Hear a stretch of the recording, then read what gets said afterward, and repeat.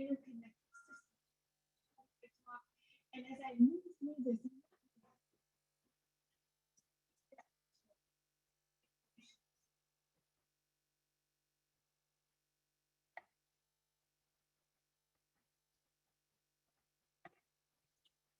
there's an example.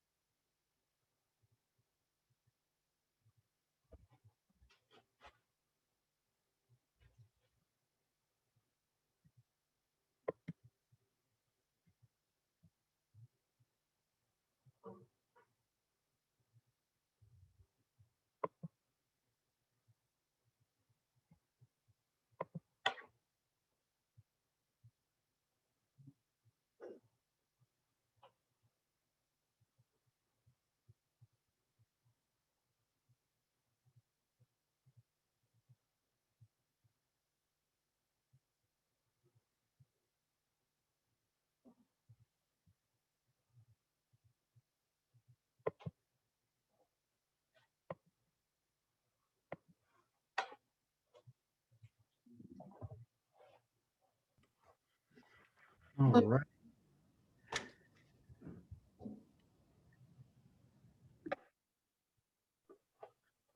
Good morning. Sorry about the technical difficulties. Glad to be with you here this morning. Thank you so much for joining us today. We're declaring May as Mental Health Month. I'm Vincent Atchity, the President and CEO of Mental Health Colorado. We're the state's leading advocate in promoting mental well-being, ending shame and discrimination, and ensuring equitable access to quality mental health and substance use care. Each year, Mental Health Colorado hosts Mental Health Proclamation Day at the Capitol to declare May as Mental Health Month. This year, we gather virtually again to remind ourselves and each other of the importance of mental health. For many, the crises that we've experienced together this past year have driven home the truth that our physical health and our mental health are not separate. Health is all of us. Mental health and trauma and hard times don't have a clean start and finish. Not in time, not among people. We're all experiencing this together in different phases at the same time, and we can collectively recover from all of this by having compassion for ourselves and for each other, and by changing our practices and behaviors to be in better alignment with our values. That way, more of us will not just survive, but go on to thrive. Experts are predicting that the current wave of infections and casualties from the pandemic precedes an even greater wave of mental health needs. The consumers, that's all of us, for whom Mental Health Colorado has advocated for since our founding in 1953, are feeling the consequences of this pandemic more painfully than others. Some of us much more painfully than others, making our advocacy work all the more important. Mental Health Colorado's 2021 policy platform addresses pandemic response and recovery. You can find this revised policy platform at mentalhealthcolorado.org/2021-legislation. Thank you for joining us today and for being champions for mental health. Today marks the beginning of Mental Health Month, but each of us has a role to play every day in supporting each other's mental well-being. Our lives and the quality of our lives depend on it. It's now my pleasure to introduce Michelle Barnes, the Executive Director for the Colorado Department of Human Services. Director Barnes. Thank you, Vincent. And I'm thrilled to be here today to put a spotlight on mental health. This is one of the most important things we can all be focusing on this month and ongoing. As Vincent said, with the pandemic and social unrest, national disasters, and tragically ongoing violence, this has been a really difficult year for Coloradans. All of us have endured trauma that has tested our resilience. Did you know that more than 1 million Coloradans live with a diagnosed mental health condition? That's 20% of our population. Calls and texts to the Colorado Crisis Services, our state behavioral health crisis line, has steadily climbed over the last year. Overall, they've been up about 32% during the pandemic. So someone you know and love is probably needing help. The services of a mental health professional, a supportive community, a kind friend, an employer that has policies that support them while they're getting the care they need. Lots of people are in need right now. So what can you do as an individual or community in support of folks with mental health conditions, particularly during this month? First of all, you can connect them to the Colorado Crisis Service line. It's open 24/7, it's free, it's confidential, and they'll connect you to the right resources you need. And I'm gonna put the number out here and hope that you'll write it down and keep it handy. It's 1-844-493-8255, 1-844-493-8255, or you can text TALK to 38255.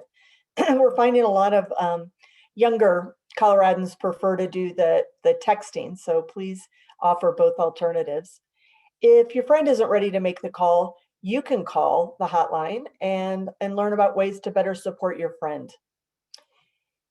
If you're able, another thing you can do during Mental Health Month is continue to support people you know who may be struggling. If you remember at the beginning of the pandemic and the stay-at-home order, we all made extra effort to call a family member, set up a Zoom night, check in on our neighbors. A nice note or a phone call made a huge difference, and they still do. So reach out to people who may be struggling and let them know you care and you're there to listen. And even as more of us get vaccinated, we need to keep up that connection. Data shows it's one of the best ways to maintain mental health and ensure our communities remain strong and resilient. The state is also stepping up significantly to support Coloradans. As we heal from COVID, we know that we need a new behavioral health system that can support all Coloradans. And the pandemic has only heightened the urgency for change. Last September, a task force of engaged and passionate citizens some on this call, released our blueprint for behavioral health reform. And we are now working with a legislator to implement those recommendations. I, as well as many of the people speaking today, are personally committed to these reform efforts that'll make Colorado more accessible and affordable for all people needing mental health services. In closing, on behalf of the Colorado Department of Human Services, I want to say that we're thrilled to be working with partners like Mental Health Colorado to ensure all Coloradans can access life-saving mental health care when and where they need it. And thank you for including me today. I really hope you can all put a special spotlight on mental health this month.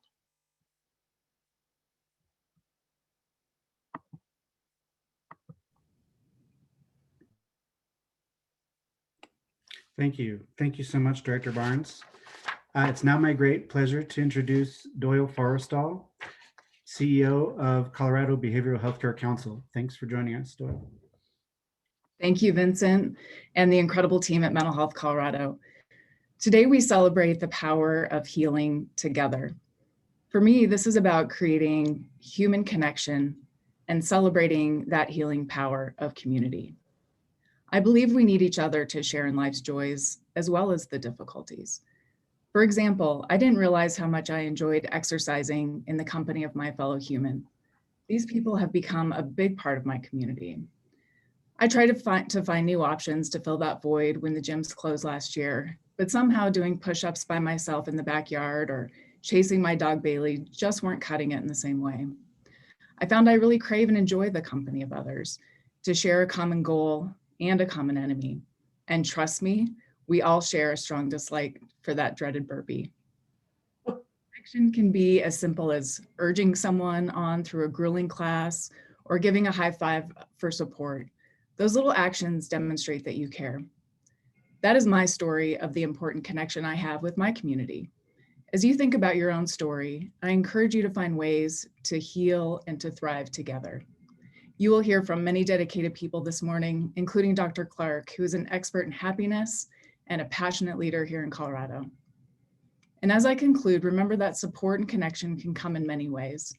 That might mean calling a friend, checking in on a colleague, or seeking time to talk to a mental health provider.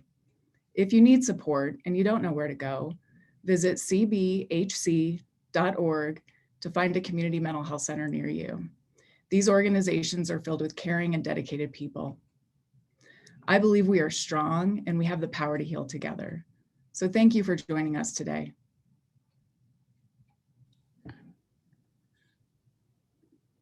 Thank you, Doyle. Good to have you with us. I'm now very pleased to introduce Adam Weimer, who is a mental health advocate and entrepreneur, to share some remarks. Thanks, Vincent. I also couldn't be more thrilled to take part in our Proclamation Day today. Certainly want to thank Mental Health Colorado for all the work they've been doing to truly move the ball forward on what I believe may be the greatest challenge and opportunity of our time, at the risk of sounding too grandiose or using hyperbole. My role here today is probably slightly different than the others in that I'll be sharing a bit about my personal story and experience with mental health, and thus hope to illustrate and add some color to what for so many people can be an overwhelming, abstract, and frankly amorphous topic. For some context, I've always been a diehard optimist and usually described as one of the most positive, happy-go-lucky people you'll meet. For any sports fans here, I'm the guy senselessly holding out hope that the Broncos will somehow make the playoffs pretty much every single year until it's statistically impossible. So in all fairness, the rosy hue of my sunglasses needs checking from time to time.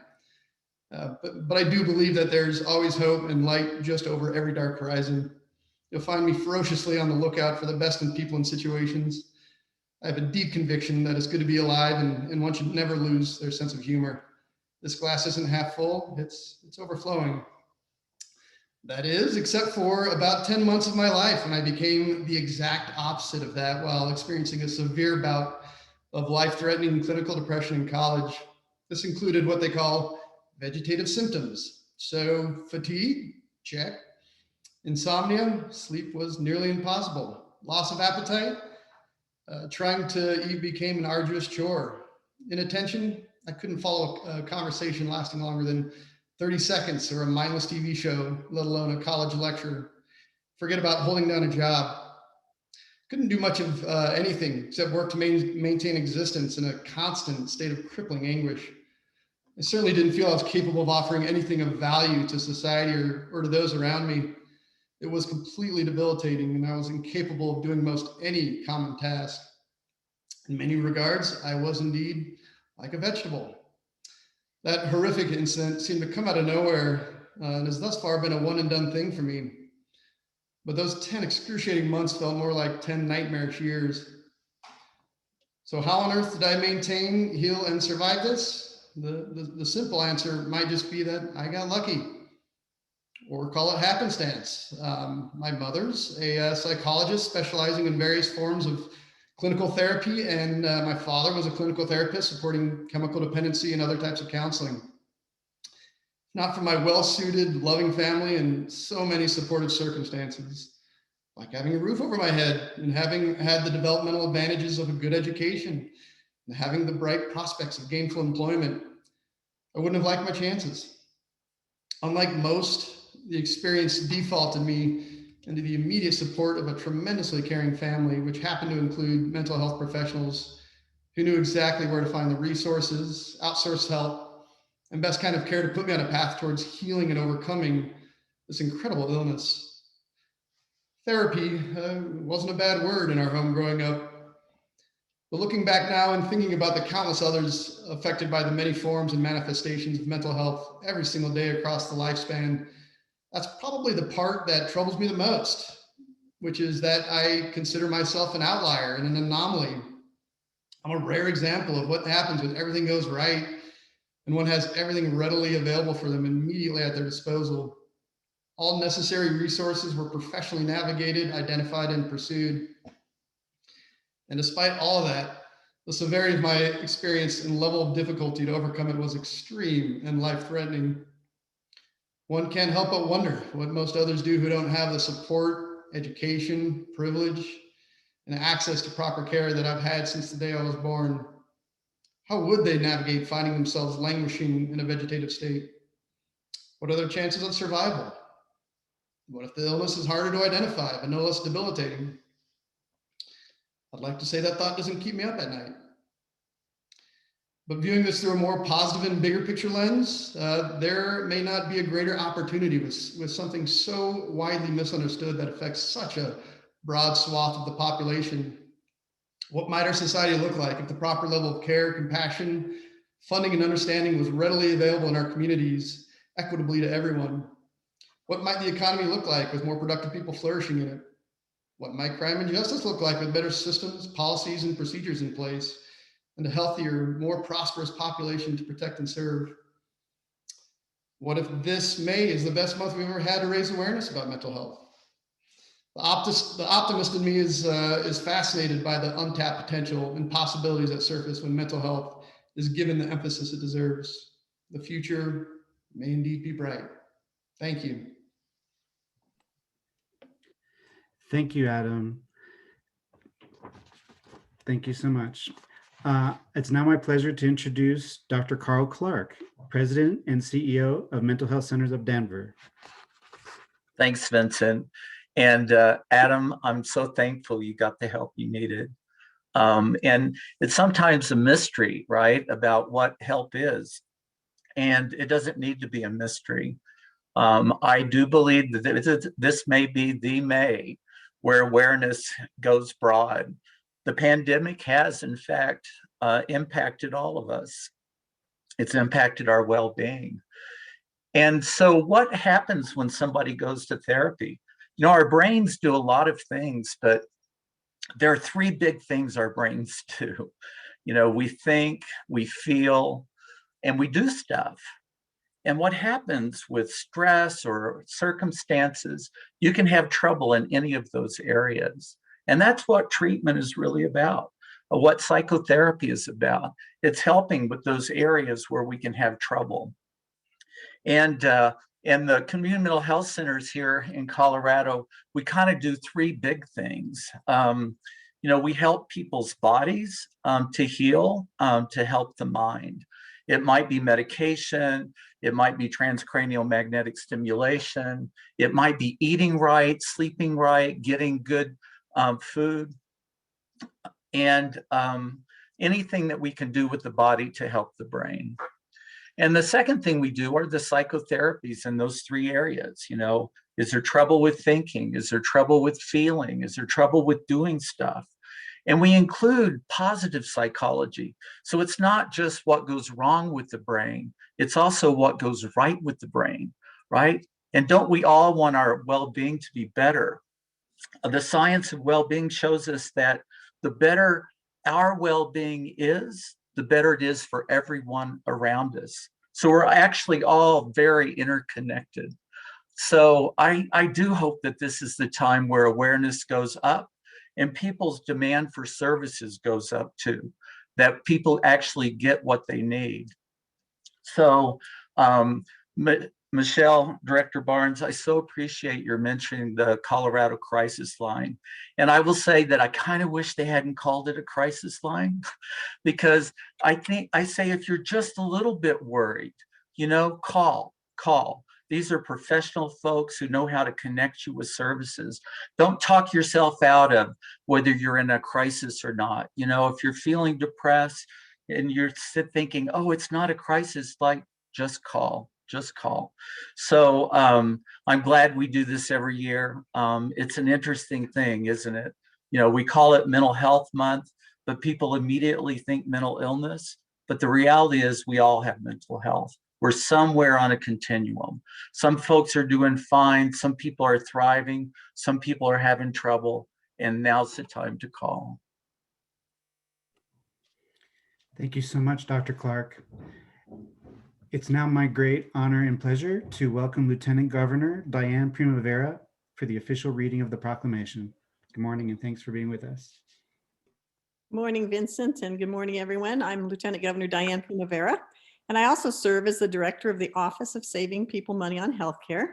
First off, I want to thank Vincent Atchity and Mental Health Colorado for their work and the opportunity to mark this really important day. I've been an ardent advocate for equitable access to healthcare that treats the whole person, their mind, their body, and spirit, as I think Dr. Clark alluded to. And I'm proud of the progress that our state has made with the support of Mental Health Colorado, Colorado Behavioral Council, a Mental Health Center of Denver, and numerous organizations in providing quality mental and behavioral health care services at a lower cost to more Coloradoans than ever before.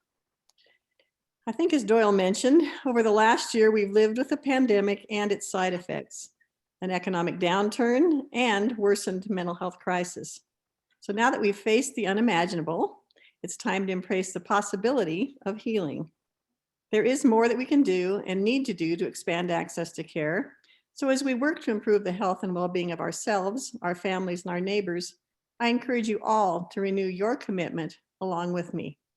Together, we can ensure that a full recovery of mind, body, and spirit is within reach for all who need help, regardless of who they are or where they live. So with that, as Vincent said, it's an honor to read today's proclamation. So the proclamation reads, whereas Mental Health Month has been observed since 1949 to raise awareness of the importance of mental health, and whereas the many challenges Coloradoans face in the past year have highlighted the importance of promoting mental well-being and developing a strong behavioral health care system, and whereas preventative care and healthy learning environments are central to ensuring healthy minds and a strong start for all of Colorado's children, and whereas strong, healthy families are vitally important to strong, healthy individuals. Families need and deserve access to education, affordable childcare, stable housing, meaningful employment, and quality health care. And whereas having a place to call home is an essential element of good mental health across the lifespan. And whereas from childhood to old age, the quality of our lives depends on our mental health. Every phase of life brings its own challenges and opportunities for continuing mental growth and development. And whereas building healthcare capacity will improve health outcomes, save taxpayer dollars, and enhance community well-being. And whereas the COVID-19 pandemic has broken down barriers when it comes to talking about mental health and seeking care.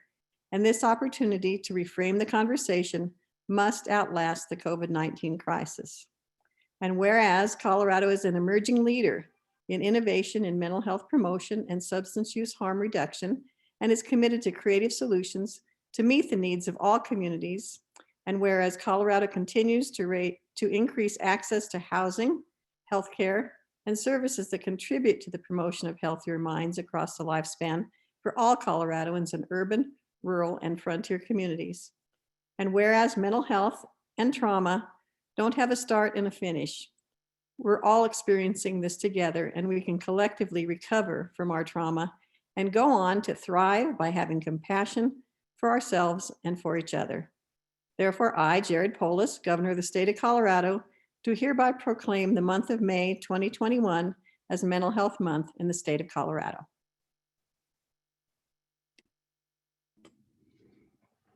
Yay. Thank you so much. Thank you everyone for joining us this morning in declaring May as Mental Health Month. To learn more about Mental Health Colorado's efforts to address the mental health impacts of COVID-19, please visit our website, mentalhealthcolorado.org. There you will also find resources for keeping yourselves well during these times of uncertainty.